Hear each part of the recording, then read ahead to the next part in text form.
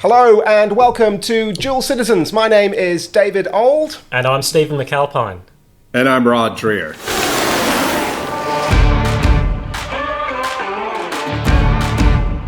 Yes, so another episode of Dual Citizens, another interview for you. Rod Dreher, most famous I think for Benedict Option, but brand new book out, Rod. We will be getting to that. Living in Wonder, Finding Mystery and Meaning in a Secular Age. I know Steve's very, very keen to ask some questions on that. Me too. But welcome, Rod. Sorry. It's great to be here. I'm coming to you in the middle of the night where I live. I live in Budapest in Hungary. And so this is a late night for me, but it's morning for you guys. And you've had coffee. I haven't.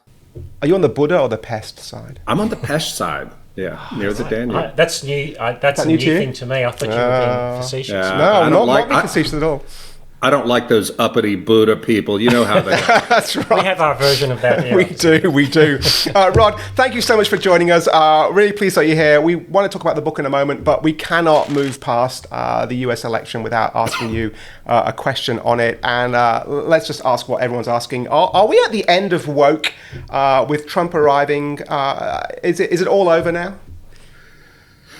No, I don't think it can be over. I think that this has been very, very good news, obviously, for my side, for our side, and not for the wokesters. But the thing about woke is it is so deeply entrenched in American institutions, media, academia, and so forth.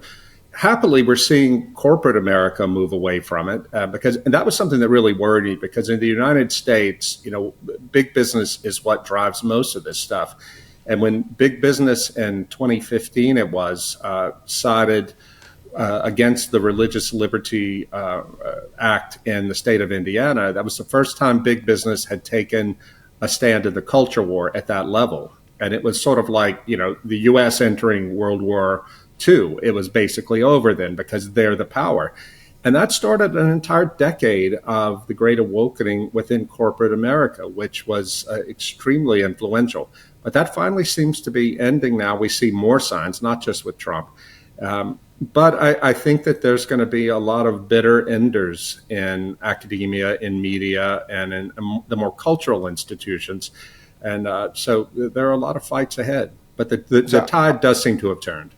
I just had that in my head. So actually, as they dig in, are we actually going to see perhaps more conflict in the first 12, 24 months? Yeah, that's a good point. Yeah, that's a very good point. And I think that it would be very difficult to be a conservative or a classical liberal who believes in the old-fashioned liberal virtues of free speech, free expression, that sort of thing. It'll be very hard to be them within those institutions. But what else is there? This demon, to speak figuratively, and often I don't speak figuratively about that stuff. It has to be exercised. We just can't continue like this. I will tell you this. About a month ago, I had here in Budapest visiting me an American army officer who's at a European base. And he was telling me about how for the last decade, more than the last decade, starting at around 2013, wokeness has been completely institutionalized in the U.S. military to such an extent that he believes it is dramatically affecting readiness. Now, this is going to be probably the most important initial fight that we're going to see when Trump takes over in the Defense Department. Can he actually root out wokeness there? Because you've had for over 10 years now, you've had people, officers, generals, top generals promoted on the basis of whether or not they signed up to this ideology. So they are all the same. It's sort of like, when the Pope names all the cardinals who will choose his successor. It's kind of like that in the military. So whichever poor soul gets named defense secretary is going to have a heck of a fight ahead. Look, it's interesting too, because I walked past a bus shelter ad for a health department here in New South Wales, and it said for cervical cancer screening, and it said for women and people with the cervix. And I went, it doesn't matter what the politics does, they're not going to be ripping down that poster or changing those that policies and procedures along those lines. It feels that's ingrained very deeply. Not least because this is a business, right? There's a business model here to defend. Yeah, that's right. There's money at stake here. It's it's so interesting you say that. About a year ago, there was a video on X from a medical conference in which some big pharma executive talked about all the money to be made from trans healthcare, especially transing children. It was so completely cynical, but it had the virtue of being nakedly honest. And I think we're going to probably see a lot of the pharmaceutical and medical lobbyists in Washington fighting tooth and nail to keep this stuff. The good news is yesterday, as we're talking, yesterday in the United States, there was a hearing before the U.S. Supreme Court about a Tennessee law banning transgender health care for children and minors. And it looks like that the Supreme Court is going to uphold Tennessee's ban, which is fantastic. And if they do that, as is expected, it'll come out next June, most likely, then that'll be a real substantive turning point in this insanity. Yeah, and the UK, the Cass report in the UK had the same effect there. Though it's Australia's always a day late and a dollar short. More than a day late, yeah. It feels it hasn't reached this part of the terminal. Well, it's kind of washed up on the shore, but a bit like this morning's failed tsunami. It kind of did you hear about that? No. Big earthquake, tsunami warning, California. I was sleeping. Turns out nothing going on. It kind of just nothing actually happened. It's almost as though they're ignoring it as long as they can here. Yeah, you do wonder how that's going to pan out over time. That eventually Australia will catch up, I think. But I did read that in the US yesterday. But it feels like in the UK it's really switched because it was pushed much harder. It seems in the UK the way that went with the Cass report. The push was so hard that the overreaction is there. So look, in all this mess, Steve, we need kind of a vision of something bigger and more transcendent. And that's what Rod. I am the Sultan of Segway. That is Rod's book. What do we? Oh, look, I loved it. I'm going to say. I should say that here, shouldn't I? You should say that, Steve. I should really say that. should. Otherwise, it's going to be a really short interview. Thanks for coming, Rod. Bye-bye. I picked it up, and I was that's interesting. Obviously, I'm thinking, I'm looking at the title. I'm thinking of Charles Taylor. I'm thinking of all of the issues that come up with that secular framework, living in wonder, finding mystery and meaning in a secular age. And at first flush, it seems like a major 90-degree turn to Benedict option, live not by lies, but in a sense perhaps obvious after the fact. What compelled you to write this book now? Well, I didn't conceive this as the third part of a trilogy about being Christian in a post-Christian era, but that's what it turned out as. I mean, the Benedict option came out in 2017, and it sort of states the problem and comes with a, broadly speaking, a cultural or a ecclesial response to post-Christianity. And then you have Live Not by Lies 2020. You can see maybe behind me a portrait of Alexander Solzhenitsyn that a man in Romania gave me. And that's about wokeness in particular, about how Christians can and should resist these sort of attacks on the faith and on common sense and on truth. And then we come to Living in Wonder, which I think gets to the core of the matter, which is what does it mean to be religious? Specifically, what does it mean to be a Christian? And I wrote it now in part because this is a woo book, as my friend Ross Douthat at the New York Times calls it. He said, when are you going to write your woo book? Because Ross has been a friend for a while. He's a practicing Catholic. And the people who know me well know that my entire life as a Christian, I formally converted in 1993 when I was in my mid-20s.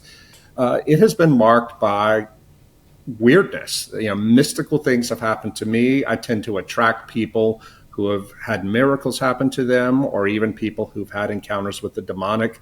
And they tell these things to me because they know I'm not going to laugh at them. I'm not necessarily going to affirm, yes, what you think happened is exactly what happened, but I am going to listen to them.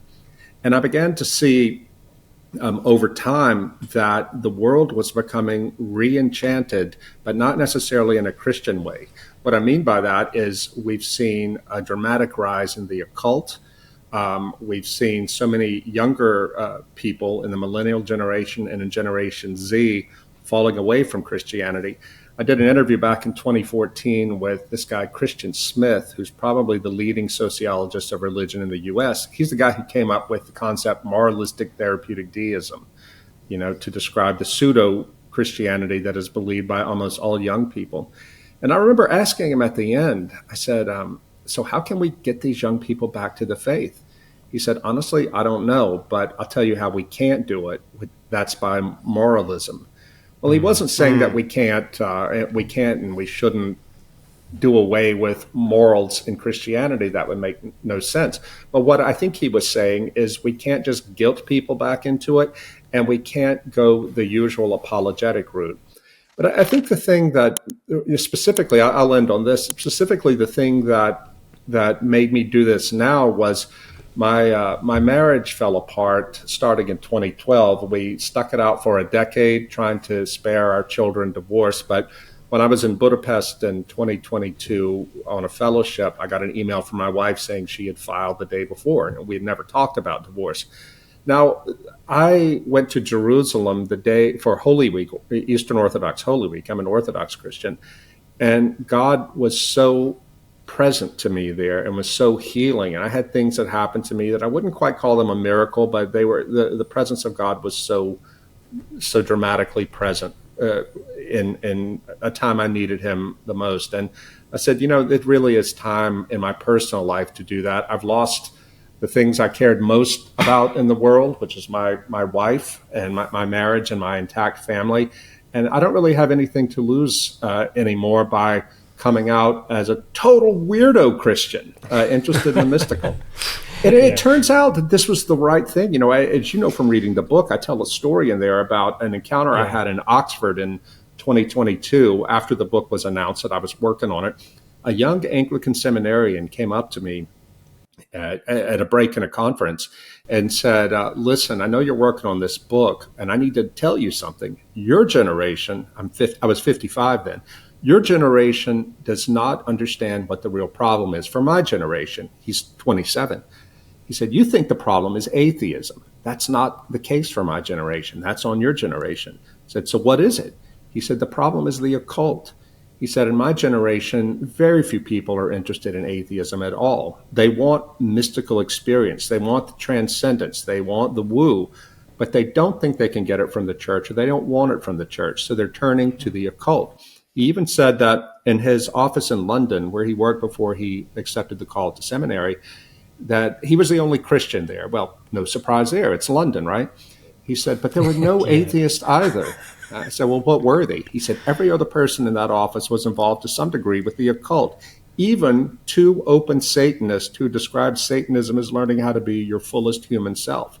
He said to me, Rod, you need to know that in my ministry ahead of me, in my life and ministry, I'm going to be dealing with this every day. Your generation in the church had better wake up to what's really happening. So that gave me an immense impetus to work on this book.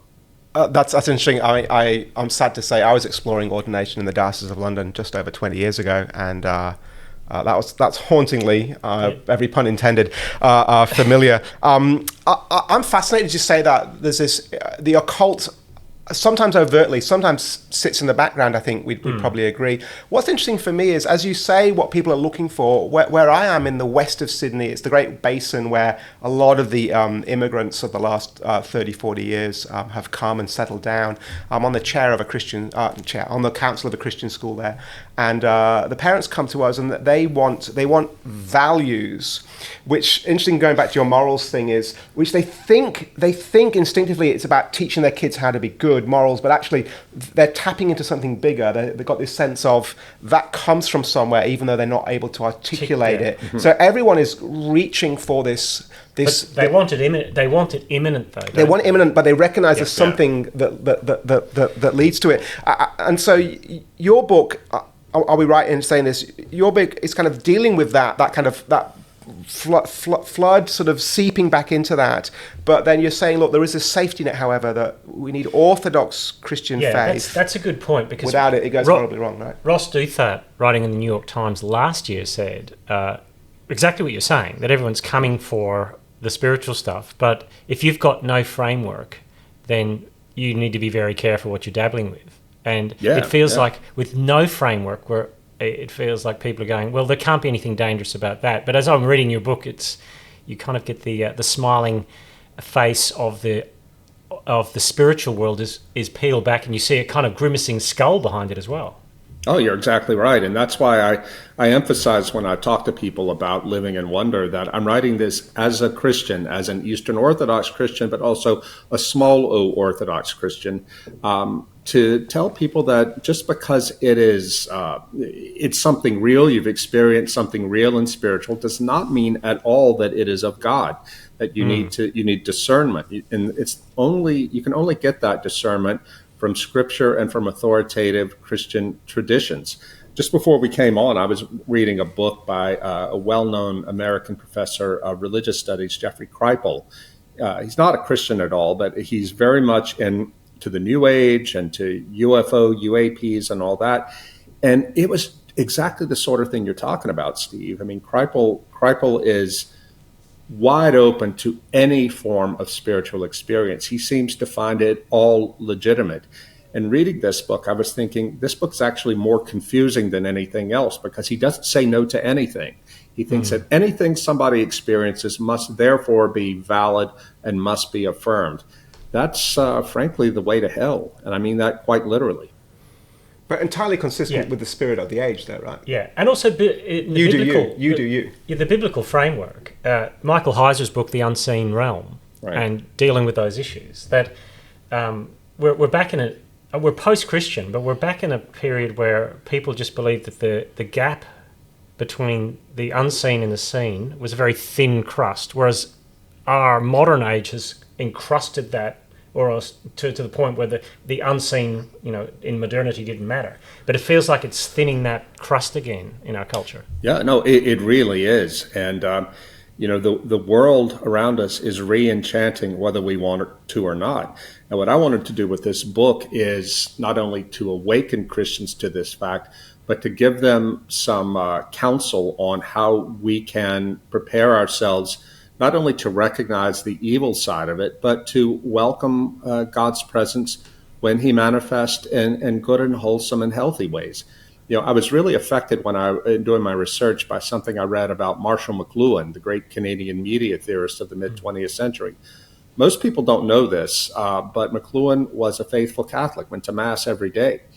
And he said in his teaching, he said there are two ways of knowing things. There's percept, which the word he coined to mean the way we know things from perceiving, taking in sensory data from the world, the sort of right brain thing, right? And there's concept, which is taking percept and framing them or making them into abstract ideas in the left brain. Now, we all need both ways of knowing in order to be healthy and to live in the real world. The problem, said McLuhan, is that people forget, including so many modern Christians, forget that religion, the religious experience, is primarily percept, the experience of God, which the most common way to experience God is through prayer. He said that everybody he knows who lost their faith did so by ceasing to pray. First, they ceased to pray, and then the religion became just concept to them, just morals and theological ideas, political activism, what have you, until it finally just dissipated. If we cut ourselves off as believers from that direct experience of God, again, primarily through prayer, but not only through prayer, then we're just running on fumes. Yeah, and that's an interest that I've been thinking about the transcendent thing, and we think of miracles, but you're right that the biggest challenge to an immanent frame is prayer, because you're actually believing that something is bigger and beyond, and it's not further, it's just not visible, right? And in that sense. Now, what about Protestants? I'm hearing that and I'm going, well, we might frame that slightly differently. So I think there's a whole bunch of, half our viewers have just had a flicker moment there where they went, experience through prayer. But the same concept as we, as I read my Calvin's Institutes and he reminds me, doesn't he, that God does his work through his word, illumined by the Spirit. So as I'm reading the Bible, and in my very, very strict Protestant framework, and learning about God there, that's not simply a scientific exegetical. There's the work of the Spirit to illumine, these John Stott's words, to illumine and to bring that to life, and to show me what's going on, and to work in me, right? Yeah. Look, but the question I'd want to ask, Asbury, the revival, right? So the whole Asbury revival experience. Our cohort, I think. So I had some AOG, Pentecostal experience in my late teens, early 20s, which I still can't quite land on. Wow, how did that happen? Those things that happened within that movement. Yeah. But it feels like our cohort, we've got Pentecostalism and the charismatic movement. Yeah. What's your take on Protestantism in a sense in your book? It's a little bit of a rap over the knuckles for losing the transcendence. A little bit of a rap on the knuckles. We'll take what it. We'll about take it. Pentecostalism and charismatic movement within our framework? Right. Well, I should start out by saying that I don't know much about Protestantism. Sorry. But I was raised in a Methodist church, but we barely ever went to church, Easter and Christmas. So by the time I lost my faith as a teenager, I didn't have much faith to lose. And so I came to Christ through the Catholic Church initially, though I later lost my Catholic faith after writing about the abuse scandal. I went through a terrible crisis and ended up becoming Eastern Orthodox. But one of the things I learned from that horrible experience of losing my Catholic faith is the problem of making your faith mostly about ideas you hold in your head. I was such an intellectual and, in fact, triumphalist Catholic. I thought, aha, we're in the best church. All the smart people are here and all of that. That was on me. That was not what the Catholic Church told me, but that was my own immaturity. And then it got crushed out of me by the abuse scandal. But God is a good God, and he didn't let me go. So when I became Orthodox, it wasn't because I thought the Orthodox Church is free from sin. But when I became Orthodox, I knew that I could not be that kind of Christian. I had to be a Christian who spent much more time in prayer than reading books of theology and doing things like that. And at the time I became Orthodox, this was 2006, I spoke to the priest at the cathedral in Dallas where I was living then. I said, so tell me what I need to read to know about Orthodoxy. He just smiled at me and said, well, there are books you can read, and there were lots of them on the church bookstore shelf. He said, but that's going to tell you about Orthodoxy. If you want to learn how to be an Orthodox Christian, it's going to take time, and it's going to take fasting and prayer, regular prayer, coming to church, just living the life. It's more like, to be a Christian in that way is more like learning how to play the violin than mastering a set of facts for the exam. And I didn't really understand what he was saying at the time, but I've been Orthodox now for, since 2006, 18 years, and he was absolutely right. This is one of the insights I wanted to bring out of my Orthodox tradition to share with all Christians that who read my book, that being a Christian is not about just mastering facts. And I don't mean to deny the value of theology, but we have to live the life and integrate these ideas into the lived life, most of all through prayer. So you're asking about Pentecostalism. I know some Pentecostals, and I greatly respect their faith, and I don't doubt for a second that they've had real numinous Christian experiences. The only thing that gives me pause about Pentecostalism is it seems, I'm speaking very generally, it seems disconnected from a strong theological tradition that would give them a framework within which to understand these experiences and understand that they might not all be valid. They might be psychological, they might be not of God, and so forth. So it's a little too much on the experiential side, the complete opposite of the very rigid Calvinist theologian who is very scared of anything numinous. Wouldn't know what you meant, Mother. Yeah, I did see a cartoon with a very austere-looking Calvinist sitting in a chair with a Leviticus on the an eye for an eye on the background in a little plaque of cross stitch, and it said Chris the Calvinist just lived for pleasure, and it was. But in one sense, this brings to another issue that looking into the future. Some of the issues in Protestantism too, some of the movements are we need to be a bit more visceral about our faith in the sense that it's got to involve our whole body experience, but at the same time we've got this push, which is a very thin transcendent hope, I think, of a techno-spirituality coming where the transgender issue is just a stepping stone to transhumanism, where you've got this completely separate mind-body issue where the body is just a bunch of meat and synapses that you shouldn't worry about. Yet it seems that the body has to come back to the focus as being important in the mix. Yeah, otherwise it's Gnosticism, right? Yeah, that's right. Yeah, it's important you say that. In my book, The Benedict Option, I write about a really important little book I read called How Societies Remember by a Cambridge University cultural anthropologist named Paul Connerton.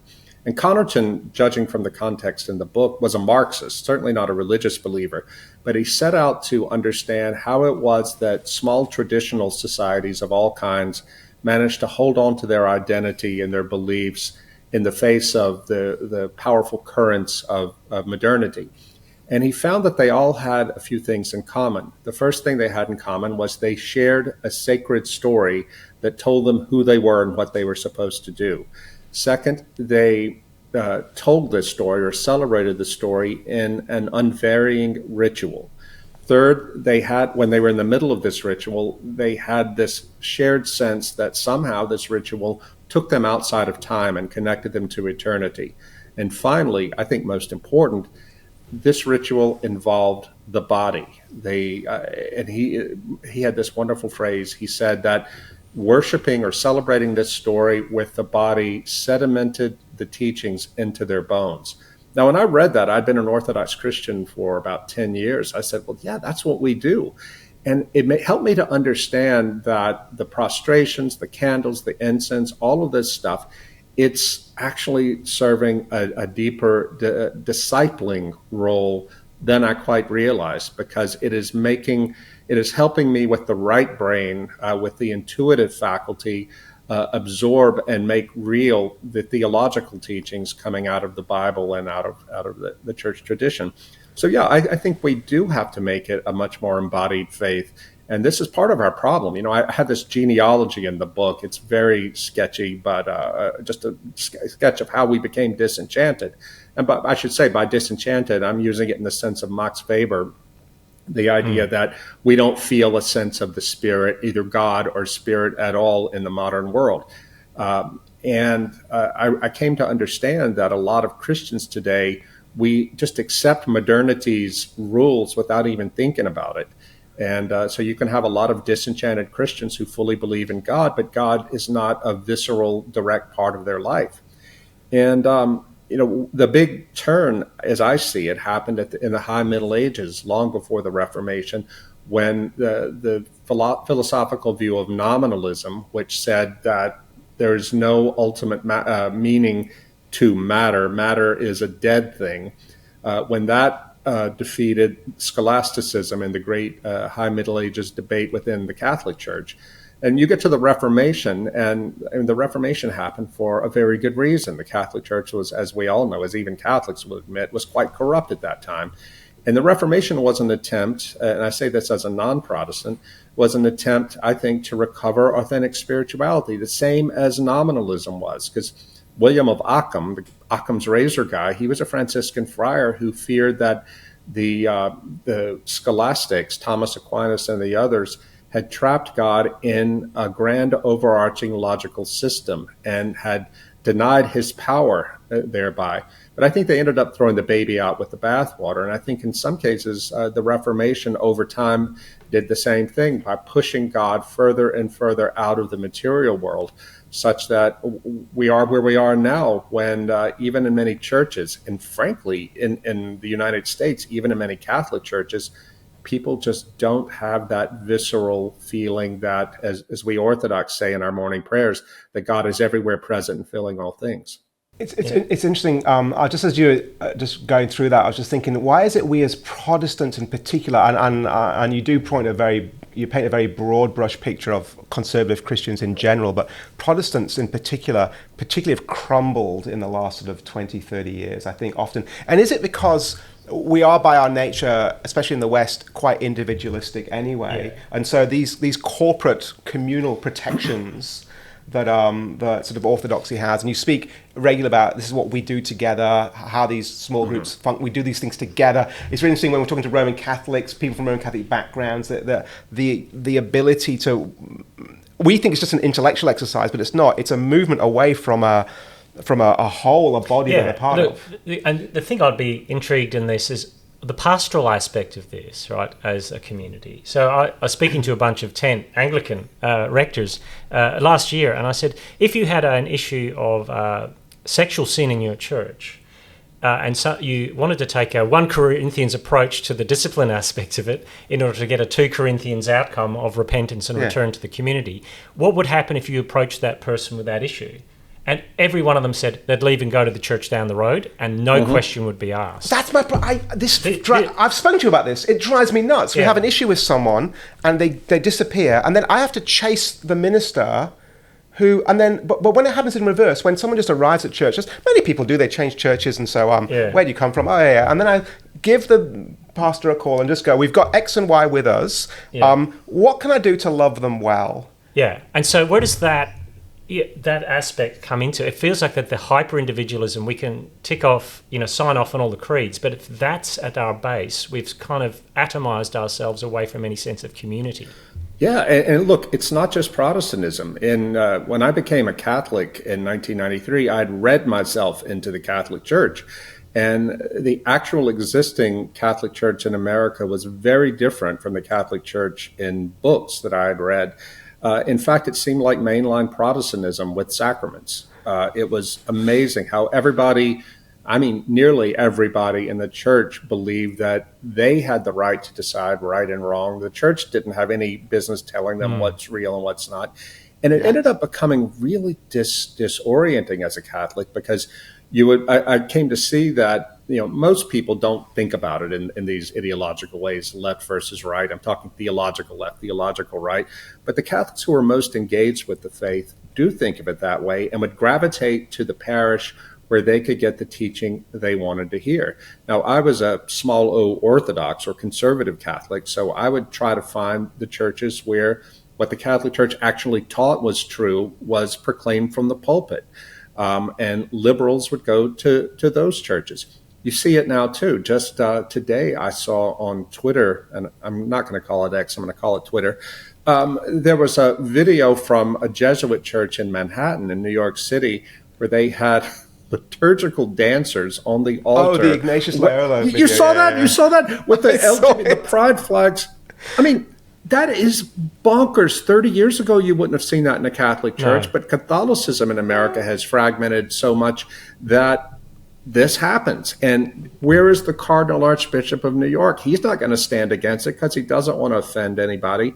And I'm not just picking on the Catholics here. I mean, we don't have that so far in the Orthodox Church, but I think it mostly is a matter of inertia. I think that if we are not careful in American Orthodoxy, we're going to be down the same path, because it's not like Orthodox Christians don't live in America and aren't affected by the radical individualism and consumerism and hedonism that is affecting everybody else.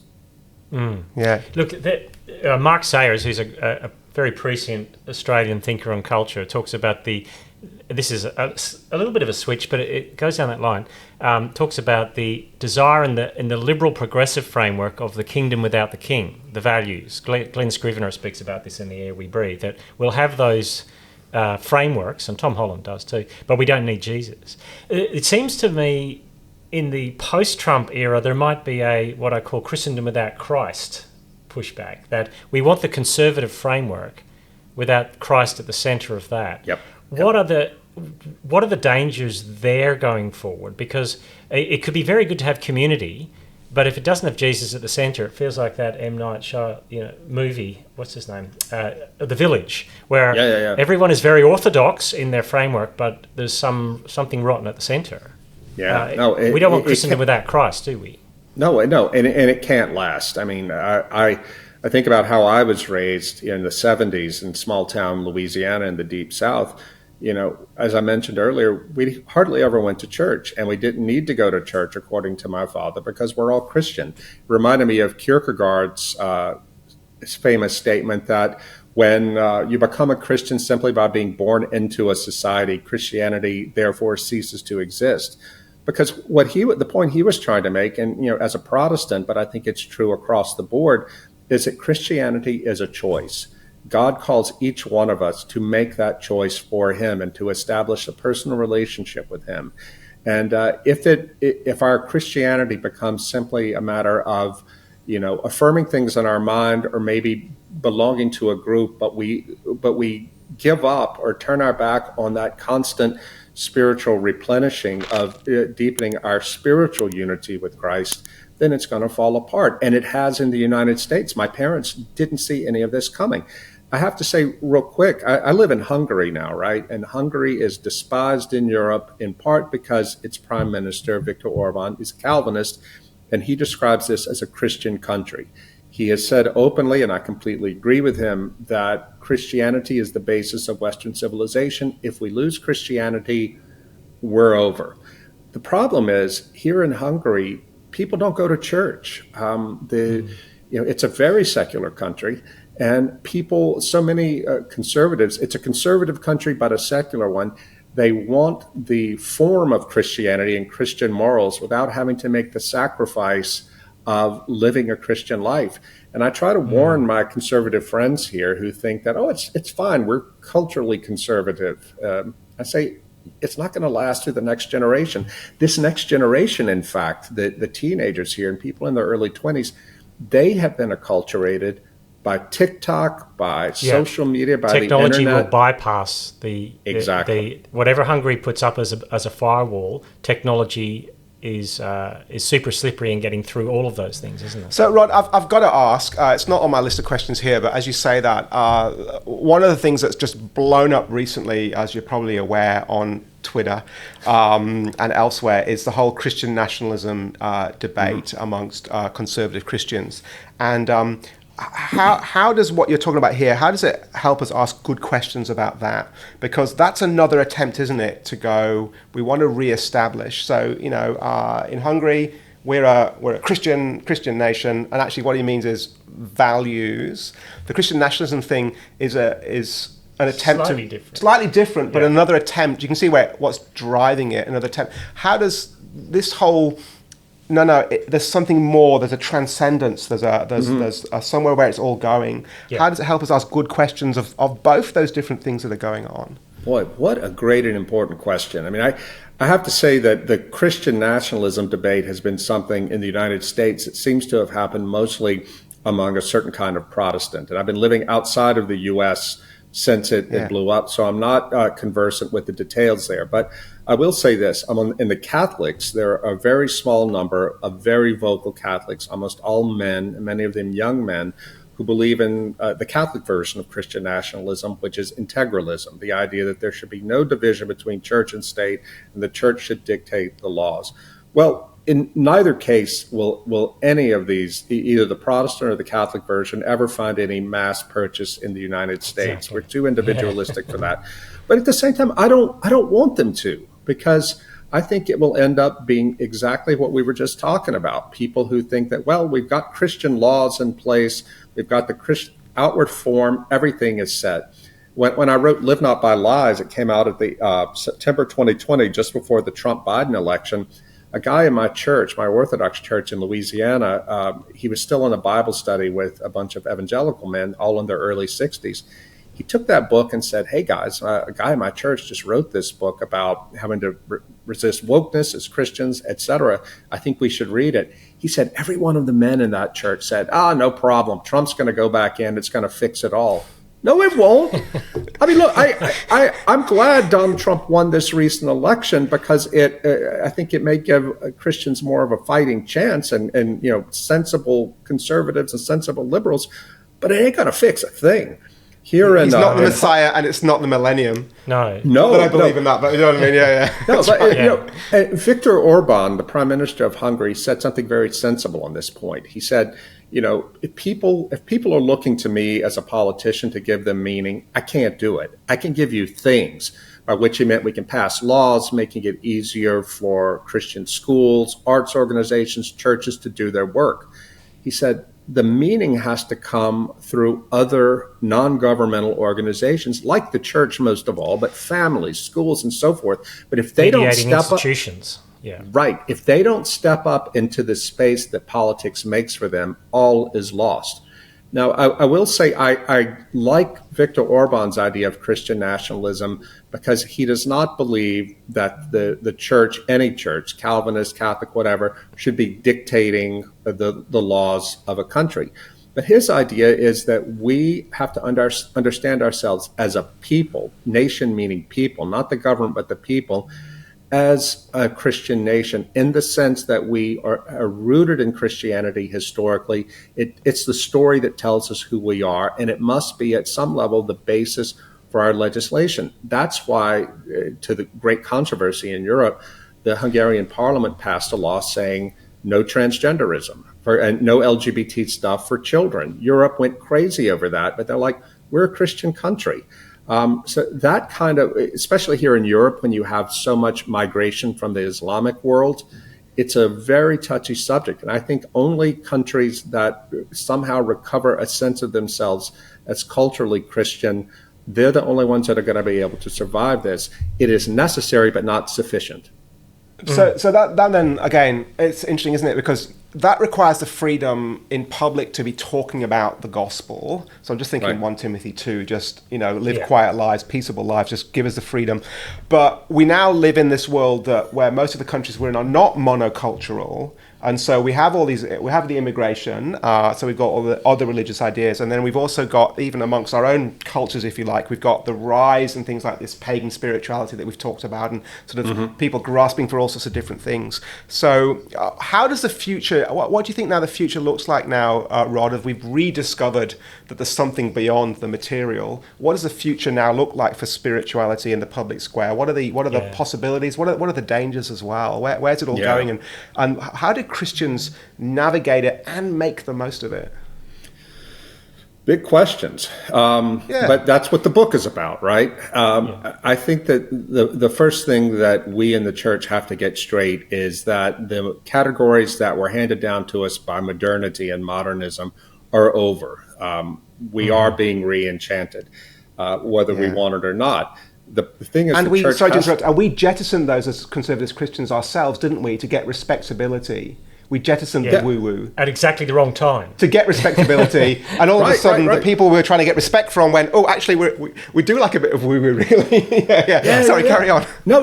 In fact, just before I came on with you guys, I was looking at something. There's a guy named Ryan Berge in America. He's a sociologist of religion, and he pointed out that recent surveys are showing that it is not the supernatural claims of Christianity that cause people to reject it. It's the moral claims, usually around sex and sexuality, which is really interesting. So people are opening their minds, especially the younger generation, to the numinous, to the spiritual. But we in the church have to be ready for that, in the sense that we have to understand they're not necessarily going to come to us for it, right? If we don't embrace fully our own biblical and historical legacy of miracles, of the numinous, by the numinous, I mean, just the feeling that the Holy Spirit is around us. The Pentecostals are very good at this. If we don't find a way to reintegrate that sort of thing in a real way, not just doing a little hat tip to it, but in a real way into the life of our churches, we're going to lose people. They're either going to drop out, or they may even go to psychedelic drugs, to the occult, to the New Age, to technology, and even, weirdly enough, UFO cults. It is bizarre what's happening on that front. I you know this, you read the book, but I had almost finished with the book when I got a text from a good friend of mine in Rome. He's a Catholic journalist who covers the Vatican. He said, "Listen, Rod, I know you think the whole UFO story is silly, but you really need to pay attention because there are some important spiritual developments on that front." I said, "Okay, fine. What do I need to read?" It completely red-pilled me. I had no idea, because my idea of UFOs were stuck in the first season of the X-Files in the early 90s. I had no idea how much the government knew about this stuff and how seriously it was taken at senior levels of the defense establishment and national intelligence, as well as in Silicon Valley. I won't go into all that here, but the thing that shocked me the most was learning that very few of these people at that high level, very serious people, believe these are beings from other planets. They believe rather that these are some sort of discarnate higher intelligences. The sort of things that Christians would say are probably demons. I'm not saying they are demons, but I think there's a demonic element there. It just blew my mind to say these people who are hard realists in the government are seeing it this way. Now, this is the sort of thing that we need to take seriously as Christians because it's coming at us very hard and very fast. And we have to have a Christian understanding of it and a Christian response for it. Because if we don't, the young people are going to drift away. We do have the resources deeply within the Christian tradition to meet this moment, but we have got to get back in touch with them and learn how to deal with wonder and mystery and the numinous. So when people come to our churches looking for it, they can find it there, grounded in the truth of Jesus Christ, and not in some false form of enchantment offered by pop culture. I can't help myself. We need more Mulder, less Scully, because the truth is actually out there. Yeah. If I've thought about this often, in 2054, 30 years from now, a young 27-year-old is going to church. What will a faithful, flourishing Christian community look like in 2054? Populated by people who are not even born yet. Yeah. If I picture vision? If we get it right, get it right, Rod. What does that look like? And you've helped us to do it. Yeah. Well, I think it's going to be a church experience where the body, embodied worship and beauty is much more mainstream. Because what is beauty but a way of experiencing God with the body? Pope Benedict the 16th had a really insightful remark. He said that in our time, which is an irrational time, reason is not propositional reason, propositional apologetics are not the best way to evangelize. The best way to evangelize is by emphasizing the beauty that comes out of the Christian tradition, art, architecture, music, that sort of thing, and the lives of the saints, which is to say an incarnate form of moral beauty. Why is that? Because these things appeal to people below the rational level. You can deny propositions all you want, but nobody can deny the beauty of the Chartres Cathedral, which is what first cracked my heart open and opened my mind to the gospel. 17 years old, walked into the cathedral in Chartres in France. I didn't even know what it was. I had no preparation for it. And the presence of God in the stones and the stained glass of that gorgeous medieval cathedral, it overwhelmed all of my cheap teenage cynicism about religion. I said, God is real and he wants me. I didn't walk out of there as a converted Christian, but I did walk out of there on a search that culminated 7 or 8 years later when I was almost intellectually convinced, but I wouldn't surrender my will to Jesus. But then I was sent as a journalist to interview an elderly Catholic Monsignor who was in his late 90s. And I was going to talk to him about his career as an artist before he became a priest in midlife. That old man who was just luminous, there was so much of the peace of Christ with that man. And he just, quiet little old man, told me his story about how he had lost his faith in the Ivy League when he was there, had become an atheist. But then he experienced a couple of radical miracles in his life that not only brought him back to Christ, but brought him into the priesthood. The key thing was, as this old man was telling me about these miracles, these things that had happened to him 50, 60 years earlier, he was sobbing.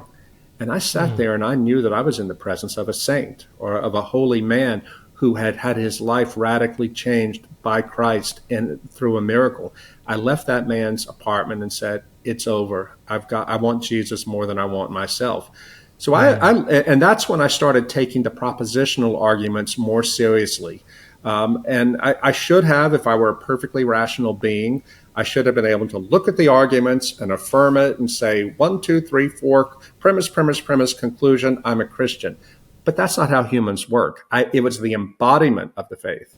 And so what's fascinating for me there is it's his own testimony of those transcendent moments, if you like. It's not even you. Well, you've had your own little Chartres Cathedral. I don't blame you there. And that's what they were That's what they were designed for, right? Yeah, that's right. That's the whole purpose, is to go, actually, there is more. Look up, literally. But it's his testimony of it, not even your experience of it, but his testimony of it that was so powerful. So is that going to become? Is that going to become important for us? Testimony of like, it's not just transcendence, is it? It's the transcendent experienced in the corporeal.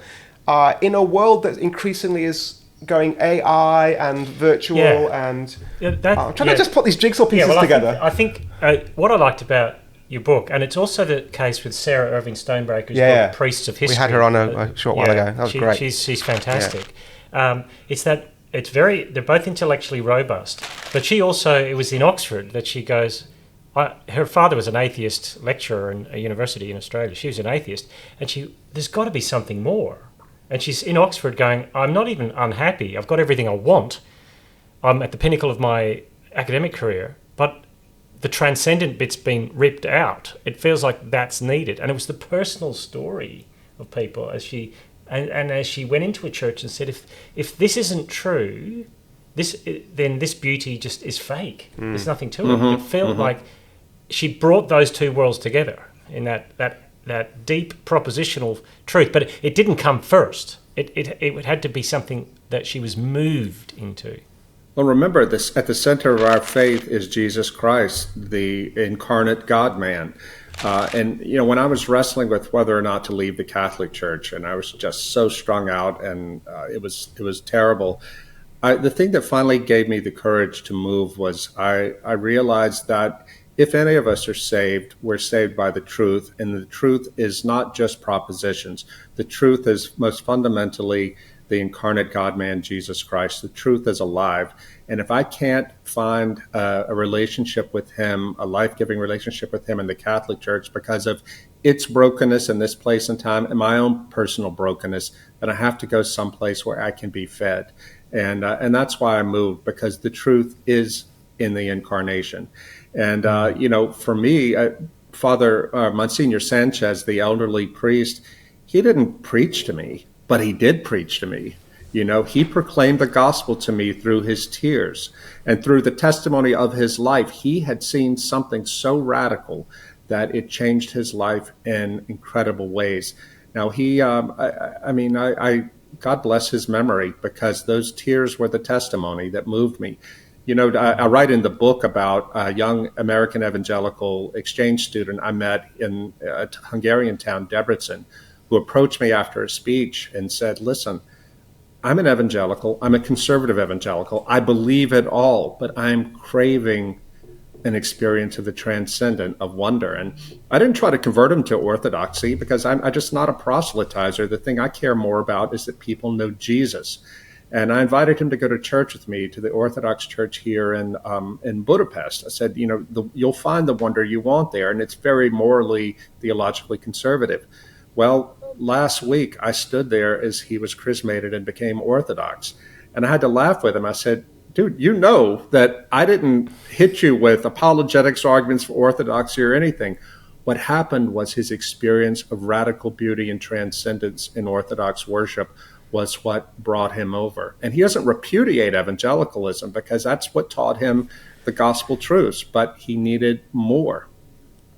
And Rod, I think you hit on it when you went, it's the incarnation, isn't it, where that ultimately happens. It's where the transcendent literally becomes corporeal. That's you think of 1 John, right? Yeah. You go, that which we have touched and handled and seen, it doesn't feel like that which we have looked at under a microscope and parsed. But how do you finish? He goes, this we explain to you. Yeah. With the thing we experienced, the person we experienced. We're going to explain. Now we're going to give you the propositions of our experience. That's right. And how you make sense of it. Right.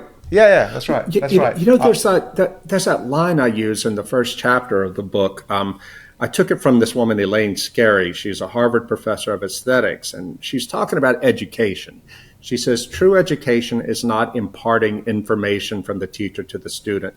Rather, true education is the teacher helping the students to be staring at the right corner of the sky when a comet blazes past. Nice. Now, I take that for being the way to think about enchantment.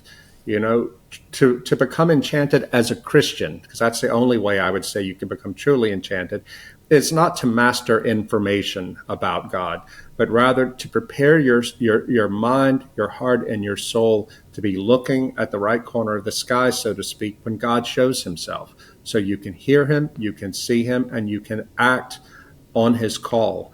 And it's not something that you can learn in a seminar. It's something that you learn through lots of prayer, fasting, and making sacrifices for the sake of following Jesus. Sacrifice is so important. And that's the thing so many Christians today of all traditions don't want to do. We want it ready-made for us. They want it handed to us so we don't have to do anything but just sit there passively and accept it. It doesn't work that way. You have to engage. And you may disagree with this out of your own tradition, I don't know, but in the Orthodox sense, we are on a lifelong journey of what we call theosis. That is to say, becoming, dying to self to become filled with Christ, to become more Christ-like. It never ends. God is always with us.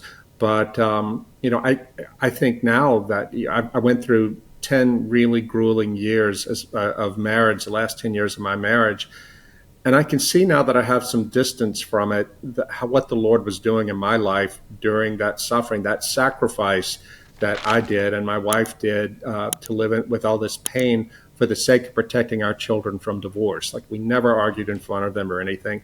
It's not an experience I would care to repeat, but I can also see that sacrifice in prayer for the sake of the children did wonders for me. And this is how the Lord works. It's the great big ideas distilled into just bodily here moments, and this is the story, Rod. I think I'm hearing you say we've got to be telling people, but not just any ideas. It's the one who came from the transcendent exactly to live amongst us. Rod, we got to wrap up. We've been almost an hour. That's been absolutely fantastic. I've got to say, I've had the Protestant twitch every now and again. My knee's been jerking, but behind it, there's just been some really fascinating stuff to grapple with. I've got a couple of aha moments I'm going to walk away with, and I hope our viewers and listeners have too. Well, I hope so too, man. Because it's really been my heart in writing this book has not been to lecture people and say, therefore you must become an Orthodox Christian. I would love it if people would. And I try in the book to talk about what the experiences and the teaching of the Christian churches of the East, which are often not paid attention to at all in the West, of how we can help our brothers and sisters in Christ in the West through this particular crisis, this meaning crisis, this crisis of transcendence and all that. But in the end, I want people to know Jesus Christ. And if they know Jesus Christ as Protestants or as Catholics, then they're my brothers and sisters. And hey, they can help me too. We're all in this together. Well, we're really grateful for you coming and helping us today, Rod. It's been stimulating and encouraging. And thanks so much for writing that book. As I wrap it up, it's not such a different turn to the first two. It feels, like you say, a trilogy. So thank you so much for writing it and for sharing that beauty with us today. Well, it's a pleasure, and I hope I can come down to Australia again and meet you guys in person. I've been to Australia once, and it's a long way away. It's not that far. Let's get you in. Let's get you in the room. Thanks for being with us, Rod. Thank you. Okay, thanks a lot, guys. God bless. I'm Rod Dreher, and I watch Dual Citizens.